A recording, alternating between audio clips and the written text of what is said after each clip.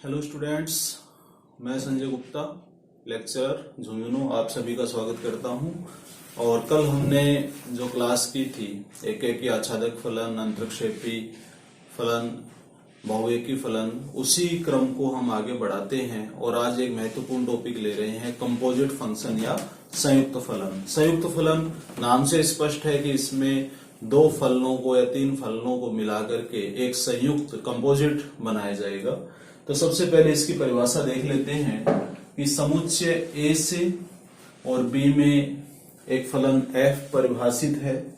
ए से बी में, यहाँ पे आप देख रहे हैं कि ए से बी में एक फलन f लिया है मैंने और बी से सी में फलन लिया है g।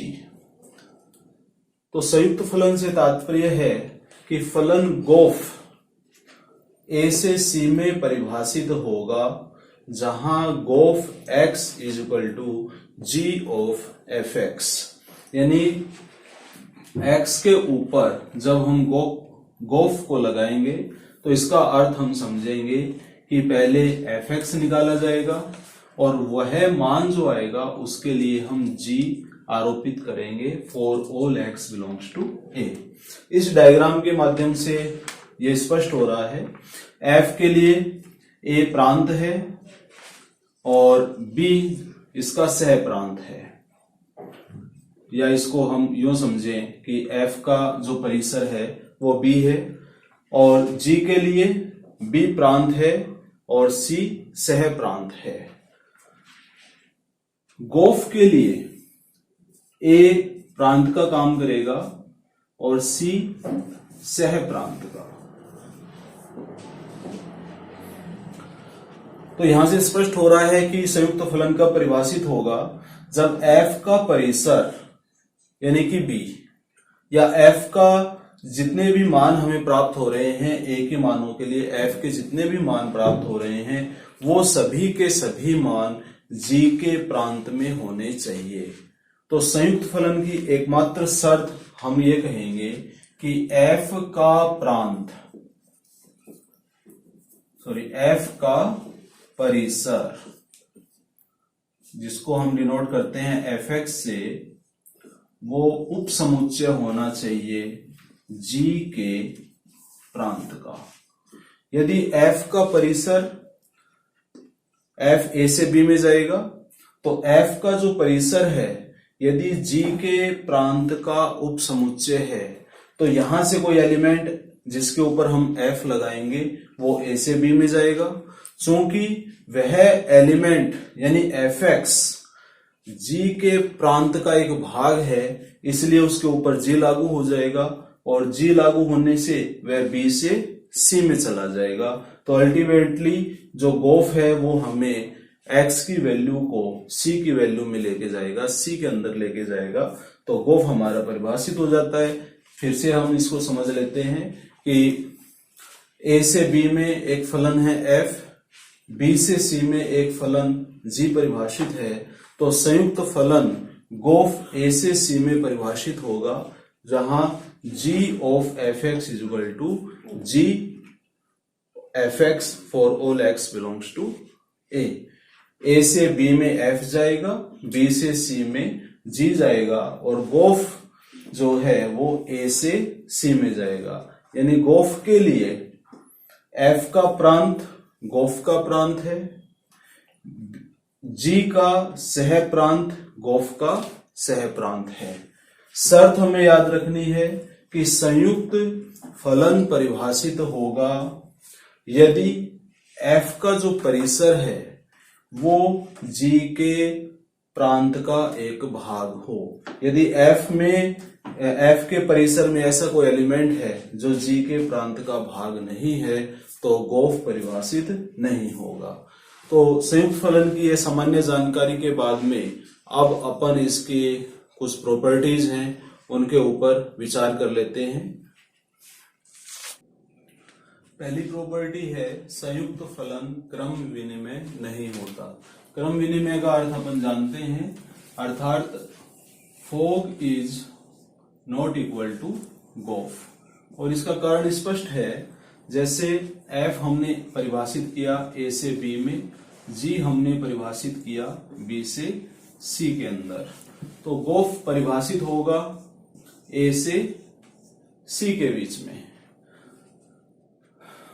इसलिए यह जरूरी नहीं है कि पहली बात तो फोग परिभाषित हो।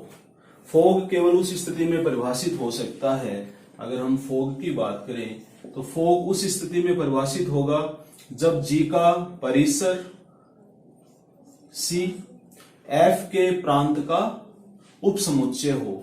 जब सी उपसमुच्चय है ए का, उस केस के अंदर फोग परिभाषित होगा।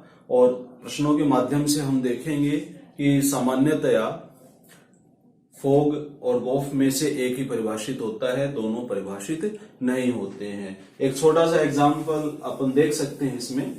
जैसे वास्तविक संख्याओं का समुच्चय के अंदर हम परिभाषित कर रहे हैं R टू R में एफ एक्स मैंने लिया है साइन एक्स, जी एक्स मैंने लिया है एक्स स्क्वायर, ये भी R से R में ले लेते हैं। तो परिभाषित होने में कोई समस्या नहीं है, फोग भी परिभाषित हो जाएगा, गोफ भी परिभाषित हो जाएगा, क्योंकि दोनों R से R के अंदर है। यदि हम फोग की बात करें तो f o g x f of g x, और जी एक्स का मतलब है x square, f of x square, और ये हो जाएगा आपका साइन, और एक्स की जगह आ जाएगा एक्स स्क्वायर। जबकि अब गोफ में लूंगा तो ये हो जाएगा एफ एक्स का मतलब साइन एक्स, और जी का मतलब है एक्स स्क्वायर, और साइन एक्स अब एक्स की जगह काम करेगा, ये हो जाएगा साइन एक्स का होल स्क्वायर। तो यहां फोग एक्स में हम देख रहे हैं कि एक्स का स्क्वायर है केवल, यानी जो एंगल अपने को लेना है उसका वर्ग किया गया है, जबकि गोफ एक्स के अंदर साइन एक्स का स्क्वायर है।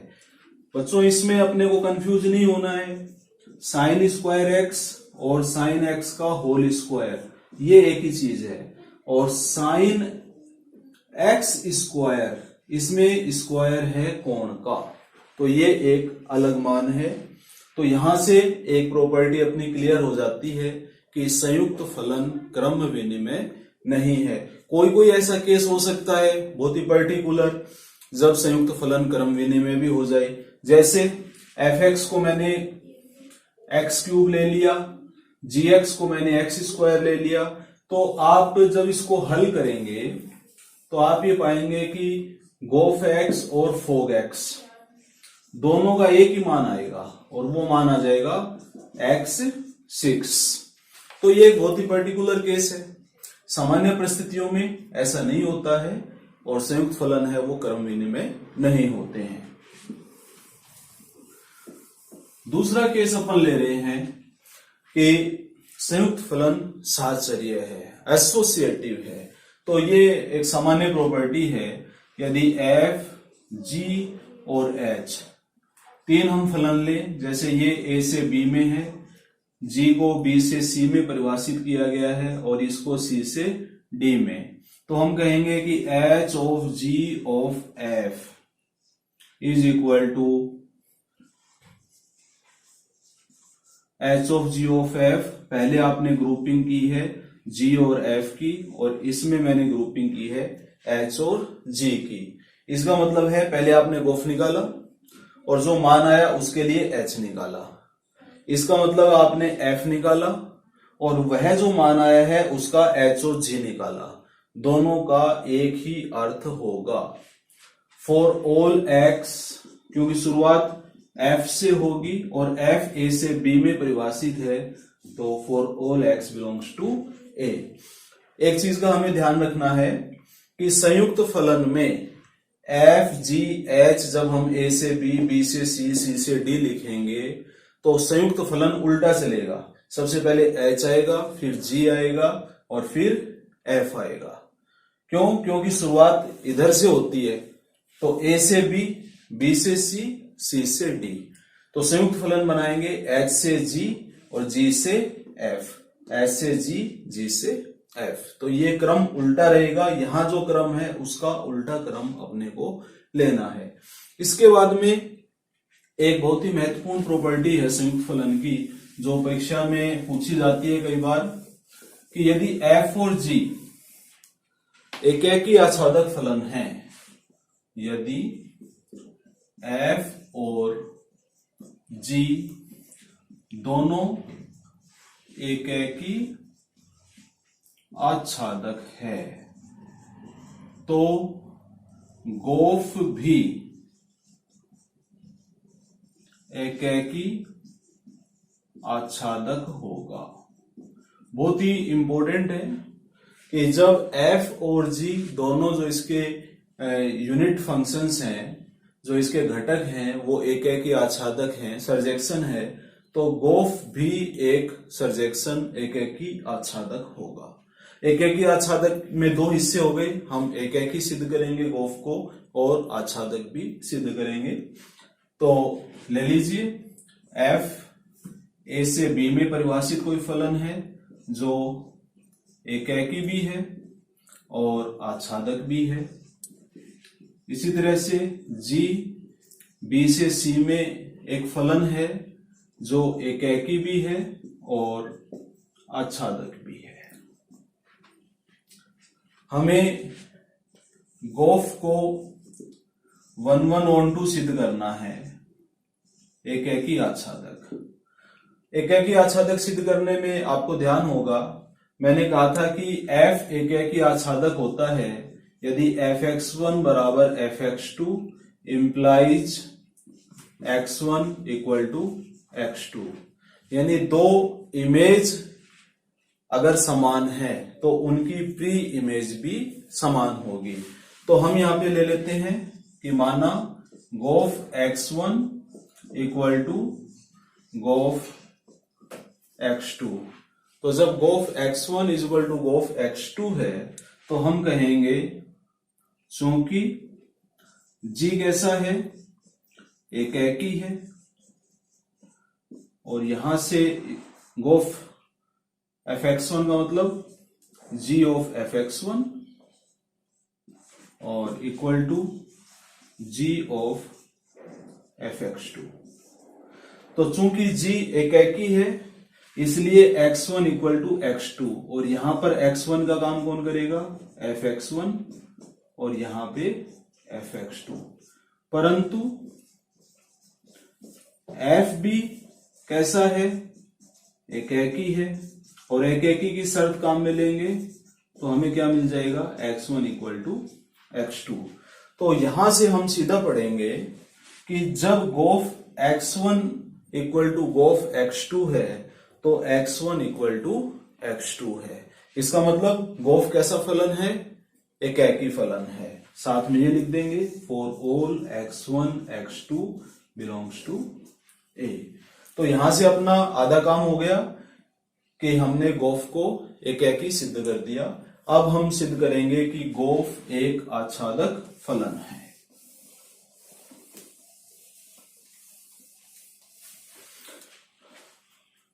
गोफ एक आच्छादक फलन है, ये हम सिद्ध करेंगे, और इसको सिद्ध करने में हम इस चीज का सहयोग लेंगे कि g और f दोनों आच्छादक फलन है। तो यहां लिखेंगे कि चूंकि g आच्छादक है, चूंकि g आच्छादक है, अतः for all c belongs to c there exists b belongs to b, that gb equal to c। चूंकि g आच्छादक है इसलिए g के सह प्रांत में से कोई भी एलिमेंट लेंगे उसकी एक प्री इमेज हमें b में मिलेगी। b क्या है, g का प्रांत, कि gb बराबर c। परंतु f भी आच्छादक है, अतः b बिलोंग्स टू b के लिए, b क्या है, b f का सह प्रांत है, तो b बिलोंग्स टू b के लिए एक a हमारे पास में होगा कि f a equal to b। कि बी कोई भी एलिमेंट है उसकी प्री इमेज हमें ए में मिलेगी। यानी अब हम कह सकते हैं कि सी, आप कोई भी एलिमेंट लें जो समुच्चय सी में है, आपके पास एक एलिमेंट ए समुच्चय ए में है कि g of a equal to c for all c belongs to c. तो यहां से ये स्पष्ट हो गया कि यदि जी और एफ आच्छादक फलन है तो उनका संयुक्त फलन गोफ भी आच्छादक होगा। तो ये बहुत ही महत्वपूर्ण प्रॉपर्टी है, परीक्षा में सीधी पूछ ली जाती है सिद्ध करने के लिए कि यदि दो फलन एकेकी और आच्छादक है, सर्जेक्शन है, 1 1 on 2 है, तो सिद्ध कीजिए कि उनका संयुक्त फलन भी एकेकी आच्छादक होगा। तो यहां से अपनी जो इसकी प्रॉपर्टीज है वो कंप्लीट हो गई। अब अपन कुछ क्वेश्चंस ले लेते हैं जिससे संयुक्त फलन हमारा और भी स्पष्ट हो जाएगा, क्लियर हो जाएगा। हाँ, प्रश्न हमारा एफ आर से आर में है, जी आर से आर में है, एफ एक्स है 3x + 4, जी एक्स है 1/3x - 4। हमें गोफ ज्ञात करना है, फोग ज्ञात करना है और गोग 1 ज्ञात करना है। तो सबसे पहले गोफ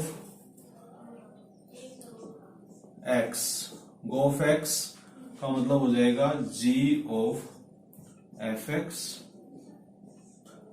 परिभाषित होने में कोई दिक्कत नहीं है, आर से आर में है, आर से आर में है। एफ एक्स का मतलब क्या है 3x + 4। जी, अब ये 3x + 4 जी के लिए x का काम करेगा और जी एक्स है 1/3x - 4, तो ये हो जाएगा 1/3 x की जगह 3x + 4 - 4 और ये हल होकर के 1/3 और 3x और हल होकर के आ जाएगा x। इसी तरह से फोग x को हम परिभाषित करें f ऑफ gx और gx कितना है 1/3 x - 4, 1/3 x - 4, 1/3 x - 4 f के लिए x का काम करेगा, तो ये हो जाएगा 3 1/3 x - 4 + 4। इसको हल कर लेंगे और ये भी आ जाएगा हमारा x।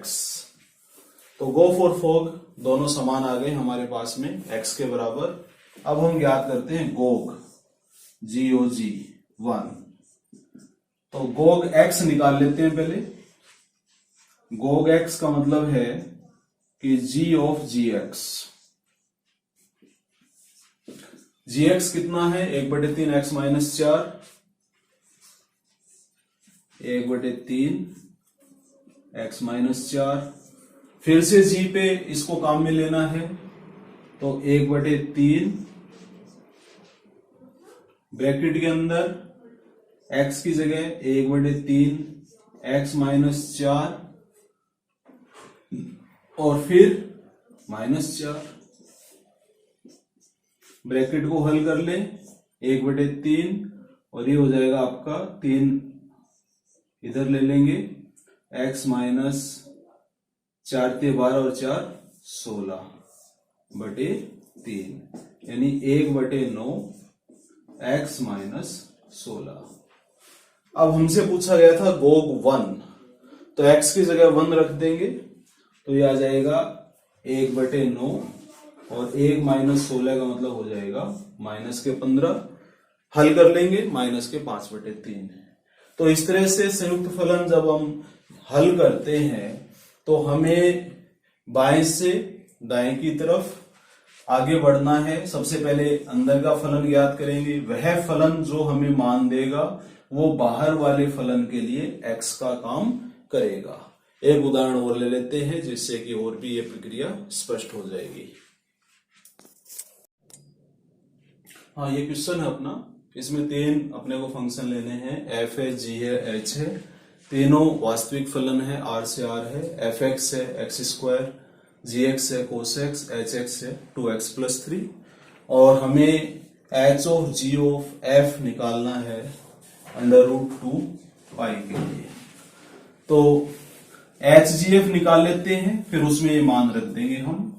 तो एच जी एफ निकालने के लिए h of g of f x, यानी ये एक्स का काम कर रहा है, एफ एक्स यहां पे बराबर है एक्स स्क्वायर के, तो ये आपका हो जाएगा एच ऑफ जी और एक्स स्क्वायर।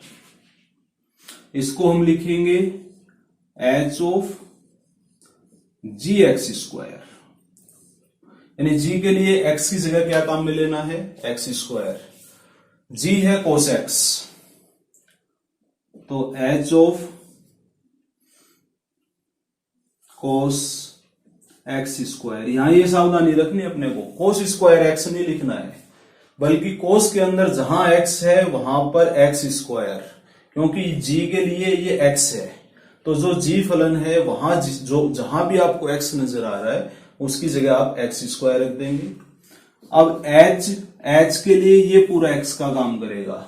एच किसके बराबर है, 2x+3, तो ये हो जाएगा 2 cos x square plus 3।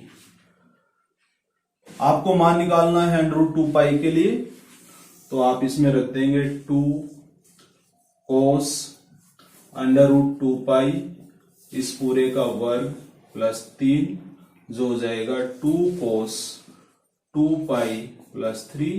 cos 2 पाई का मान होता है 1 प्लस 3 यानी कि 5। तो ये अपना क्वेश्चन कंप्लीट हो गया। एक बार फिर से समझ लें, काफी अच्छा क्वेश्चन है। आपको कंपोजिट में 3 फलन लेने हैं एच जी एफ। आप राइट साइड से ब्रेक करना शुरू करेंगे। आप सीधा भी निकाल सकते थे कि सबसे पहले f √2 पाई का मान निकाल लेते, जो मान आता उसके लिए g निकाल लेते, जो मान आता उसके लिए h निकाल लेते। लेकिन ज्यादा अच्छा है कि पहले आप x में ही इस कंपोजिट फंक्शन को निकाल लें, फिर जो भी मान दे रखा है x की जगह वो मान रख लें। जैसे पहले मैंने h ऑफ g निकाल लिया fx का मान रख करके, फिर उसमें h के लिए g का मान रख लिया, और ये फाइनली हमारा हल होके आ गया कि 2 cos x स्क्वायर प्लस 3। अब इसमें √2 पाई है, पाई बटे 4 है, जो भी मान आपको रखना वो रख लीजिए। तो ये संयुक्त फलन के ऊपर अपना पूरा एनालिसिस हो गया, और जो भी क्वेश्चन आपके एक्सरसाइज में दिए हुए हैं सब क्वेश्चन आप आराम से निकाल सकते हैं। और कोई भी कहीं प्रॉब्लम आती है तो आप मेरे को कमेंट कीजिए, चैनल को सब्सक्राइब कीजिए, लाइक कीजिए। कल अपन अगला टॉपिक लेंगे प्रतिलोम फलन, बहुत ही महत्वपूर्ण है, और साथ साथ इनको करते जाइए प्रश्नों को, आपकी बहुत अच्छे से तैयारी हो जाएगी। धन्यवाद।